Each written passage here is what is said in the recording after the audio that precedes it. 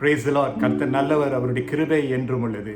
அவருடைய நாமத்தை உயர்த்தி நாம் வேலையில பாடப் போகிறோம். ஜீவ தண்ணீரே, ஆவியானவரே, வற்றாத நதியாக வாரும் போதுகிறே. ஜீவ தண்ணீரே, ஆவியானவரே, வற்றாத நதியாக வாரும் போதுகிறே. வாருமையா போதுகிறே, வாருமையா போதுகிறே. வற்றாத ஜீவ நதியாக, வற்றாத ஜீவ நதியாக, கணக்கால் அளவு போதாதையா, முழங்கால் அளவும் போதாதையா, கணக்கால் அளவு போதாதையா, இடுப்பு அளவும் போதாதையா. நீந்தி நீந்தி மூழ்கணுமே, நீந்தி நீந்தி மூழ்கணுமே, மிதந்து மிதந்து மகிழனுமே, நான் மிதந்து மிதந்து மகிழனுமே. வறுமையா போதுகிறே, வறுமையா போதுகிறே. வற்றாத ஜீவ நதியாக, வற்றாத ஜீவ நதியாக, போகும் இடமெல்லாம் ஆரோக்கியமே, பாயும் இடமெல்லாம் பரிசுத்தமே. போகும் இடமெல்லாம் ஆரோக்கியமே, பாயும் இடமெல்லாம் பரிசுத்தமே. சேரும் இடமெல்லாம் மாறுதலே, சேரும் இடமெல்லாம் மாறுதலே. செல்லும் இடமெல்லாம் செழிப்பு தானே, நான் செல்லும் இடமெல்லாம் செழிப்பு தானே. வறுமையா போதுகிறே, வறுமையா போதுகிறே. வற்றாத ஜீவ நதியாக, வற்றாத ஜீவ நதியாக, ஜீவ தண்ணீரே, ஆவியானவரே, வற்றாத நதியாக வாரும் போதுகிறே. ஜீவ தண்ணீரே, ஆவியானவரே, வற்றாத நதியாக வாரும் போதுகிறே. வறுமையா போதுகிறே, வறுமையா போதுகிறே.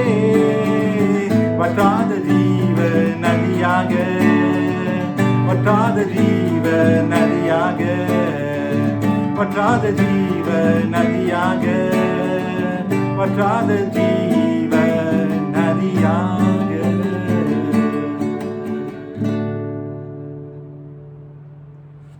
ஹல்லேலூயா. கர்த்தர் நல்லவர், அவருடைய கிருபை என்றும் உள்ளது. பிரியமானவர்களே, இந்த நாளில் ஆண்டவருடைய வார்த்தையை சற்று நாம் தியானிக்கப் போகிறோம். உங்களோடு நான் இந்த நாளில் பகிர்ந்து கொள்ளக்கூடிய தொடர்ச்சி பரிசுத்த ஆவியானவரை குறித்து. இந்த நாளில் கலாத்தியரின் புத்தகம் 5ஆம் அதிகாரம் வசனம் 16, 17 வாசிக்கப் போகிறேன். Galatians chapter 5 verses 16, 17. பின்னும் நான் சொல்லுகிறதென்னவென்றால், ஆவிக்கேற்றபடி நடந்து கொள்ளுங்கள், அப்பொழுது மாம்ச இச்சை நிறைவேற்றாதிருப்பீர்கள். மாம்சம் ஆவிக்கு விரோதமாகவும் ஆவி மாம்சத்திற்கு விரோதமாகவும் இச்சிக்கிறது.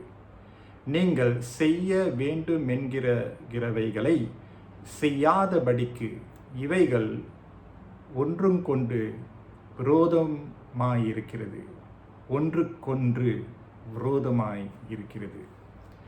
Just want to read this in English as well. ஆங்கிலத்திலே நான் வாசிக்க ஆசைப்படுகிறேன். The book of Galatians chapter 5.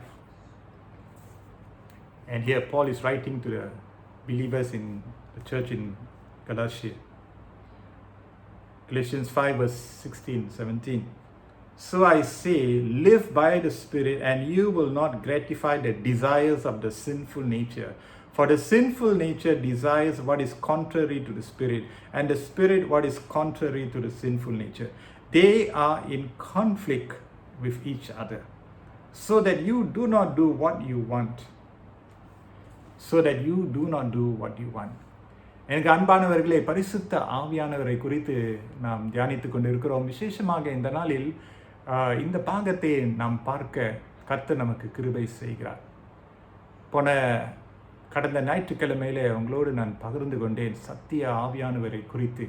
சத்திய ஆவியானவர் எப்படி விசுவாசிகளுடைய வாழ்க்கைக்குள்ளே அவர் இருக்கிறார், நம்மோடு இருக்கிறார் என்று நாம் அறிந்து கொண்டோம். பிரியமானவர்களே, இந்த வார நாளின் தியானத்தில் இந்த குறிப்பிட்ட வசனங்களை பார்க்க கர்த்தர் நம்மளை அழைக்கிறார். பிரியமானவர்களே, when we look at these two verses, இந்த 2 வசனங்களை நம்ம பார்க்கும்போது ஒரு போராட்டத்தை நம்ம பார்க்கிறோம். we see a conflict. போராட்டம் என்று சொன்னால் அநேக இடங்களிலே அல்லது செய்திகளிலே தொலைக்காட்சியிலே நம்ம பார்க்கிறோம். போராட்டம் என்று சொன்னால் அங்கு ஒரு தரம் இன்னொரு தரம், இரு தரம் மோதிக்கொண்டு இருக்கக்கூடிய ஒரு சூழ்நிலை. And for conflict to take place, there needs to be 2 parties. 2 நபர்கள் இருக்க வேண்டிய ஒரு சூழ்நிலை. உதாரணமாக வீட்டில் பார்க்கும்போது குடும்பத்தார் மத்தியில் சண்டை, சச்சரவு, மோதுதல் பார்க்கிறோம். வேலை இடத்துல பார்க்கும்போது மேல் அதிகாரி கீழே அதிகாரி, வேலை செய்கிறவர்கள் வேலை செய்கிறவர்கள் மோதல், கான்ஃப்ளிக்ட். பள்ளிக்கூடத்தில் நீங்கள் பார்த்தீங்கன்னா மாணவர்கள் மாணவர்களோடு அல்லது ஆசிரியர்கள் அங்கே பணி செய்கிறவர்கள் ஒருத்தர் மோதி கொண்டிருக்கக்கூடிய நிலைமையை நம்ம பார்க்கிறோம். வேதம் என்ன நமக்கு கற்றுக் கொடுக்கிறது தெரியுமா? நம்முடைய போராட்டம் மாம்சத்தோடும் இரத்தத்தோடும் இல்லை என்று. For our struggle is not against flesh and blood. Pavul அழகாக அந்த காரியத்தை எபேசிய சபைக்கு எழுதுகிறதை நாம் ஞாபகப்படுத்த வேண்டியதாக இருக்கிறது. Our struggle is not against flesh and blood, but rather against the principalities, against the powers of the darkness, against the rulers of the darkness என்று நம்ம பார்க்கிறோம். வசனத்தில் நம்ம பார்க்கிறோம்.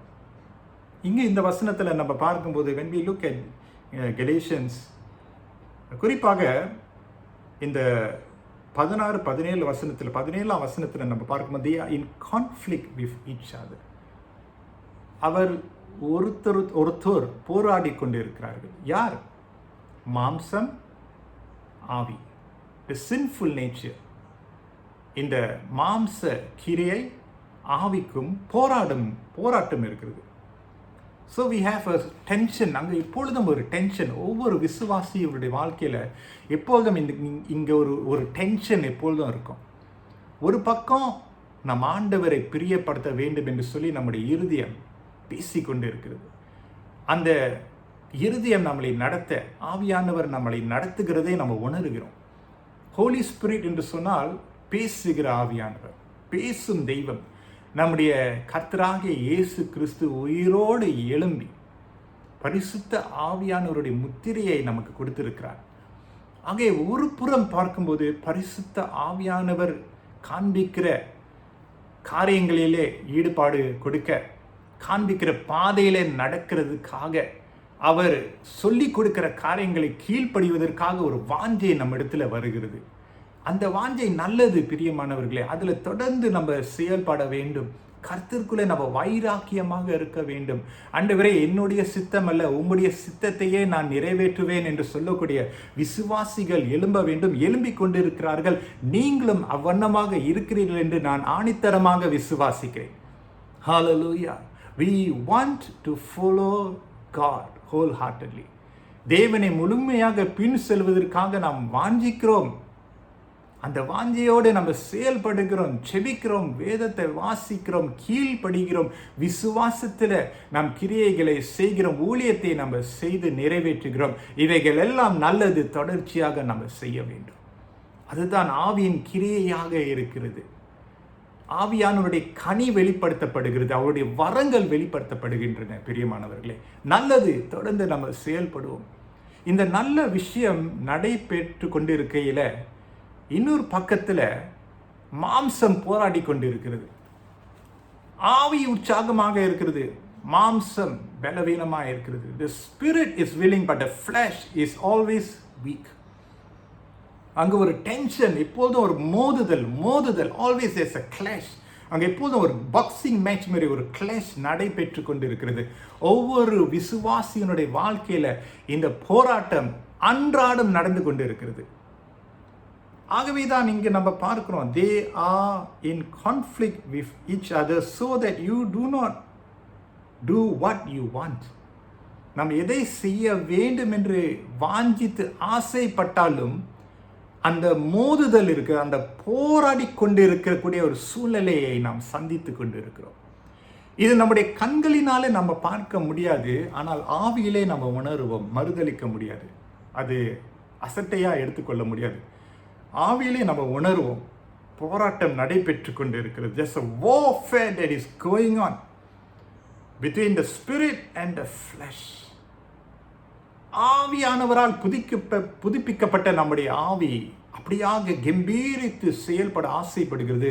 ஆனால் இந்த மாம்சத்தில் நம்ம இருக்கிற வரைக்கும், till we are still in the flesh, the deeds of the flesh are still evident. மாம்ச கிரியைகள் தொடர்ந்து செயல்பட்டு கொண்டு இருக்கிறது. அந்த மாம்ச கிரியையை குறித்து நம்ம கலாத்தியர் அதே அதிகாரத்தில் தான் நம்ம பார்க்கிறோம். 5ஆம் அதிகாரம் வசனம் 19 நீங்கள் பிறகு நீங்கள் வாசித்து பார்க்கலாம். மாம்ச கிரியைகளோ என்று சொல்லி பவுல் சொல்லி கலாத்தியர் 5:22 ஆவின் கிரியையோ என்று சொல்லுகிறார். மாம்ச கிரியை இருக்கிறது, ஆவின் கனி இருக்கிறது. ஆவின் கனியின் அன்பு, பொறுமை, நீடிய சாந்தம், தயவு போன்ற 9 ஆவின் கனியினுடைய 9 சுவைகளை குறித்து நம்ம பார்க்கிறோம், வாசிக்கிறோம். பிரியமானவர்களே, ஒரு பக்கம் நம்ம ஆவின் கனியை வெளிப்படுத்த ரொம்ப ஆசையா இருக்கு, ரொம்ப வாஞ்சியா இருக்கும், இயேசு பின்னால் செல்ல வேண்டும் என்று. மறுபுறமாக இந்த போராட்டம் வந்து கொண்டு இருக்கிறது. ஒரு புறமாக அன்போடு வாழ ஆசைப்படுகிறோம், ஆனால் இன்னொரு புறம் வெறுப்பு வருகிறது. ஒரு புறம் சமாதானமாக இருக்க ஆசைப்படுகிறோம், இன்னொரு புறம் சண்டை போடுவதற்கு ஏவுகிறது. ஒரு புறம் கசப்பு இல்லாத வாழ்க்கை வாழ வேண்டும் என்று வாஞ்சிக்கிறோம், இன்னொரு பக்கம் கசப்பு நம்முடைய இருதயத்தை அப்படியாக நோக்கி நம்மளை தாக்கிக் கொண்டே வருகிறது. And it is a real battle we need to face, my dear brothers and sisters. இது மெய்யான ஒரு போராட்டம். ஹalleluya. இந்த போராட்டத்தை நாம் ஜெயிக்குமாறு ஆண்டவர் நம்மளை இந்த நாளில் அழைக்கிறார். God wants us to be victorious, that we will grow in the spirit. நம் ஆவியிலே இந்த ஆவியின் மனுஷன் முதிர்ச்சி அடைய வேண்டும் என்று தேவனுடைய சித்தமாய் இருக்கிறது. Now God is not looking for perfection, but He is looking that we will grow in perfection. நாம் பூரணம் அடைந்து விட்டோம், அடைந்து கொண்டு இருக்கிறவர்களாக இருந்து விட்டோம் என்று நம்ம சொல்லக்கூடாது, ஆனால் பூரணம் அடைந்து கொண்டே இருக்கிறோம். We are growing from glory to glory, from one maturity level to another maturity level. முதிர்ச்சி முக்கியம். Hallelujah. Maturity is important.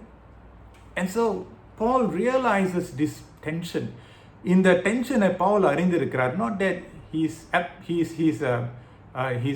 is excused from it.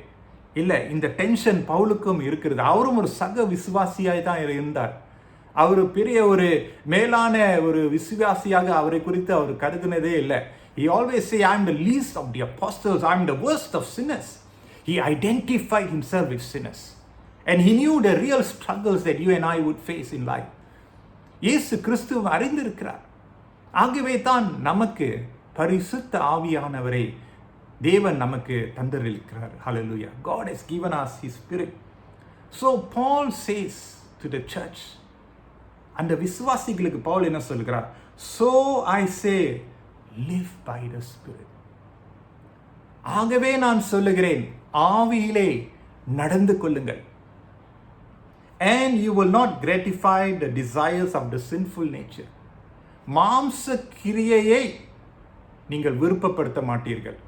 மாம்ச கிரியைகளுக்கு இடம் கொடுக்க மாட்டீர்கள்.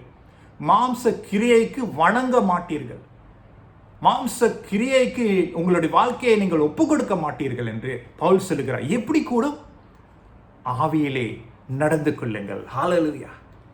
What is the antidote? What is the vaccine? What is the medicine that God gives us to counter the deeds of the flesh, deeds of the sinful nature? ஆண்டவர் கொடுத்திருக்கிற மருந்து என்ன தெரியுமா? ஆவியில நடப்பா என்று ஆண்டவர் சொல்கிறார். நீ ஆவியில நடக்க தீர்மானம் கொண்டாய் என்றால் மாம்ச கிரியைக்கும் உனக்கும் சம்பந்தம் இருக்காது. So I say, live by the Spirit and you will not gratify the desires of the sinful nature. அந்த மாம்ச கிரியை இருக்கு தெரியுமா, அதனுடைய டிசைர், அதனுடைய வாஞ்சை மிகவும் பலனானது. the desire to hate, the desire to revenge, the desire to do harm is very real. Christians, believers, don't think just because we are church going or we have a name that is called a Christian name doesn't mean that we have been saved totally from the sinful nature. No. நம்முடைய மாம்ச கிரியை, நம்முடைய sinful nature இன்னும் நம்மோடு இருக்குது. அதோடு போராட்டம் இன்னும் இருக்கிறது. சாகும் வரைக்கும் அந்த போராட்டம் இருக்கிறது. Yes. Till our last breath we still struggle. How many of you can say that you are not struggling to forgive the people who have hurt you so much? Yeah. How many of you can say that there's no difficulty for me to love the people who keep backbiting me and slandering me and doing harm against me? Do you think it is not true? It is true. It's tough. It's difficult. அதனால தான் மாம்ச கிரியை ஒரு desiring, is a passion, is a very strong power. அந்த மாம்ச கிரியை பொல்லாதது, அழித்துவிடும், உங்களை அழித்துவிடும், உங்களுடைய இருதயத்தை மாற்றிவிடும், உங்களுடைய குடும்பத்தை அழித்துவிடும், உங்களுடைய எதிர்காலத்தை அழித்துவிடும். The sinful nature, deeds of the sinful nature is very, very dangerous, very powerful, very wicked. It comes from the pit of hell. நரகத்திலிருந்து வரக்கூடிய ஒரு காரியமாக இருக்கிறது பிரியமானவர்களே. அங்கு ஒரு போராட்டம் நடந்து கொண்டிருக்கிறது. For the sinful nature desires what is contrary to the spirit, and the spirit what is contrary to the sinful nature. Hallelujah. நம்ம எதை செய்ய ஆசைப்படுறோமோ அதை செய்யாதபடி மாம்ச கிரியை, the sinful nature இருக்குல்ல, எப்போதும் நம்மளை பிடித்து விடுவதற்காக அது கிரியை செய்து கொண்டே இருக்கிறது. ஒரு பக்கம் தேவனுடைய சித்தத்தை நம்ம செய்ய ஓடுகிறோம், இன்னொரு பக்கம் மாம்ச கிரியை அப்படியாக நம்மளை பிடிக்கிறது. நாம சொல்றோம் இல்லை எனக்கு தேவன் தான், அப்ப மாம்ச கிரியை சொல்க இல்லை என் பக்கமா வா, இல்லை எனக்கு தேவன் தான், இங்கு ஒரு பக்கம் சொல் என் பக்கமா வா. ஒரு tug of war நடந்து கொண்டு இருக்கிறது. இது ஒரு லேசான ஒரு காரியமே இல்லை, போராட்டம் உண்டு. Hallelujah. Jesus said, in this world you will have trouble, but be of good cheer, I have overcome the world. அதே வண்ணமாக ஆண்டவர் ஜெயம் கொண்டவர் தேவனாக இருக்கிறார். He is in the work of sanctification. அவர் நம்மளை பரிசுத்தப்படுத்தி கொண்டே இருக்கிறார், தூய்மைப்படுத்தி கொண்டே இருக்கிறார் என்று நாம் அறிந்து கொள்ள வேண்டும். So Paul says, walk in the spirit. ஆவியிலே நடந்து கொள், ஆவியிலே நடந்து கொள். Walk in the spirit. Hallelujah. Jesus, thank you, Father God. Are you walking in the spirit, or are you walking in the sinful natures that comes from the pit of hell? ஆவியிலே நடந்து கொள் என்று ஆண்டவர் பவுல் மூலமாக, வேதத்தின் மூலமாக நம்மிடத்தில் ஆவியானவர் பேசிக்கொண்டு இருக்கிறார். மாம்சத்தில் நட. ஆண்டவர் ஆவியானவர் நமக்குள் இருக்கிறனால இப்பொழுது என்ன சொல்றாரு, என் கூட நீ நட. ஜீசஸ், ஹalleluya. அவருடைய நுகத்தை நாம் எடுத்துக்கொண்டோம் என்றால் அவரோடு நடக்க வேண்டும். when we walk with the Holy Spirit, we are putting on the yoke. அந்த மாடு மேல ஒரு அந்த நுகம் போடப்படுகிறது. ரெண்டு மாடு சமமா நடக்கணும்னா அந்த நுகம், the yoke is placed. We are to be yoked with the Holy Spirit. பரிசுத்த ஆவியானவரோடு நம்முடைய நுகத்தை மேல் வைத்து அவரோடு நடக்க வேண்டும். Hallelujah. We don't go ahead of him, we don't go behind him, we walk alongside. Walk in the spirit. ஆவியிலே நடந்து கொள், ஆவியிலே நடந்து கொள். அப்ப மாம்ச கிரியைக்கு நம்ம இடம் கொடுக்க மாட்டோம். Don't try to correct yourself, don't try to change yourself. It is impossible to change yourself. Try as you can. You're going to be utterly disappointed to try to change yourself or try to change someone else. It doesn't work. People are stubborn. பிடிவாதம் கொண்டவர்களாக நாம் இருக்கிறோம். பிடிவாத குணம் மாற வேண்டும் என்றால் ஆவியானவரோடு நடக்க வேண்டும். கஷ்டமா இருக்குமா? பேசுவார், இப்படி வாப்பான்னு சொல்லுவார். ஒரு பக்கம் மாம்சக்கிரியை சொல்லுவோம், அங்கே போகாத. ஆண்டவர் சொல்லுவார், நீ என் கூடயே நட, என் பக்கத்திலே வா, நான் எடுக்கிற அடியுமே போலவே நீ எடுத்து வை, நான் பேசுறது போல நீ பேசு, நான் யோசிக்கிறது போல நீ யோசி, நான் சிந்திக்கிறது போல நீ சிந்தி, நான் தீர்மானம் எடுக்கிறது போல நீ தீர்மானம் எடு. எது வேண்டாம் என்று நான் சொல்றேனோ நீனும் அது வேண்டாம் என்று சொல்லு. ஹல்லேலூயா. வேதத்தை படிப்பா என்று சொல்லும்போது நம்ம என்ன செய்யணும்? வேதத்தை படிப்பேன்னு சொல்லணும்.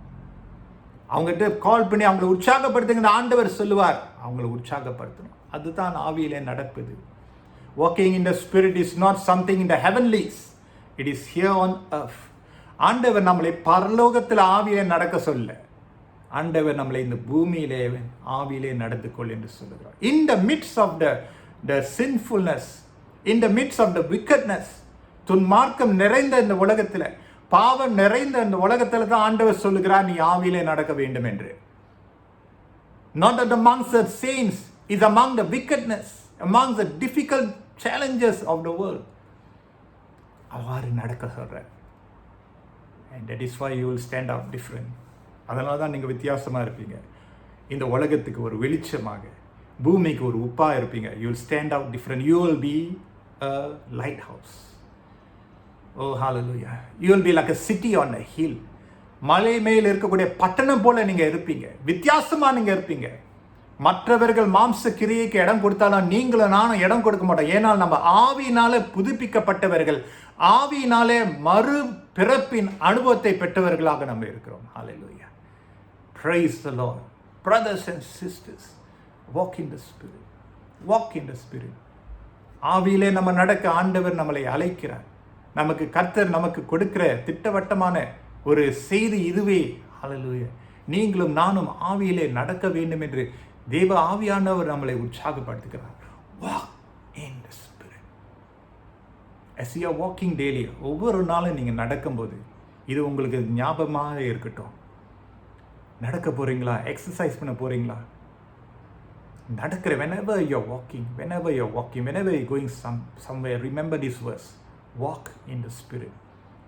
ஆவியிலே நடந்து கொள்ளுங்கள். Hallelujah. May the Lord encourage us. ஆண்டவர் நம்மளை உற்சாகப்படுத்துவாராக.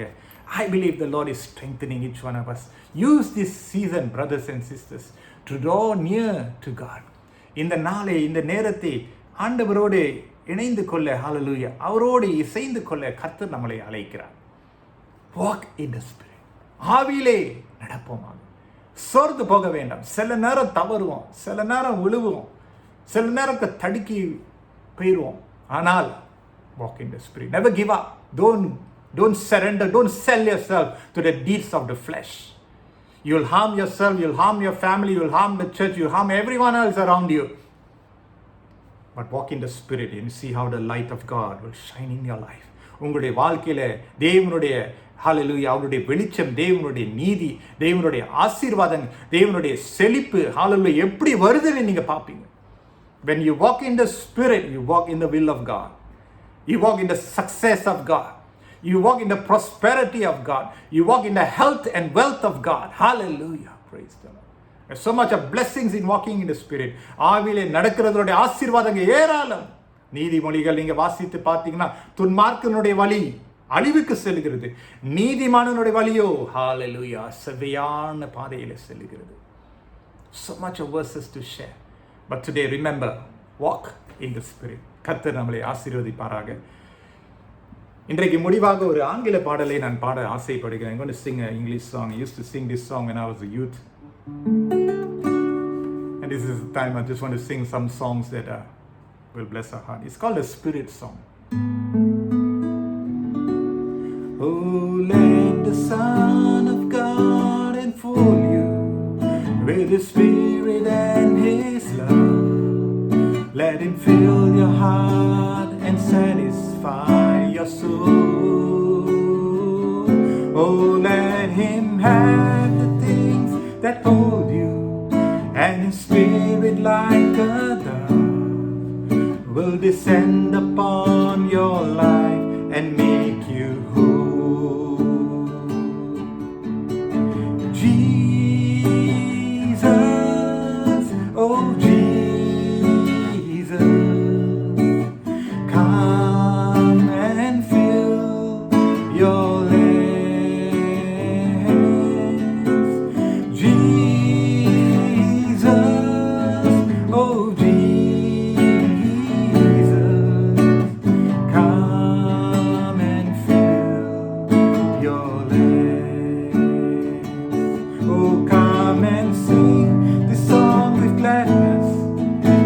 your hearts are filled with joy, lift your hands in sweet surrender to His name.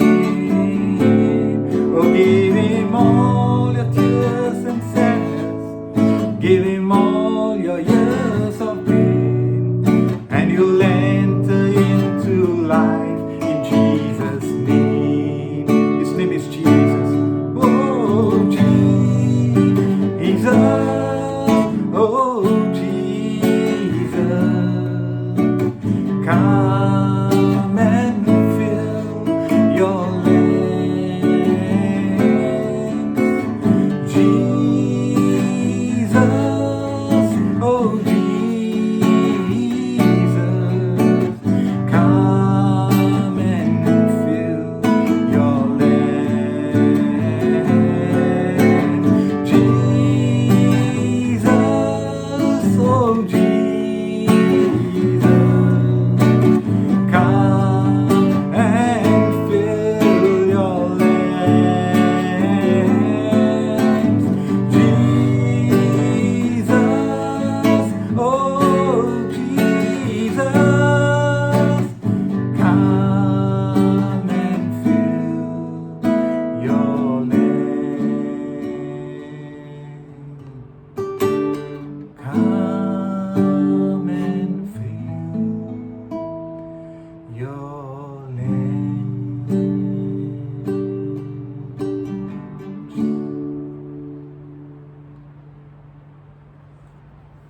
பிரியமானவர்களே, ஆவியிலே நடந்து கொள்ளுங்கள். Beloved brothers and sisters, walk in the Spirit. May God bless you.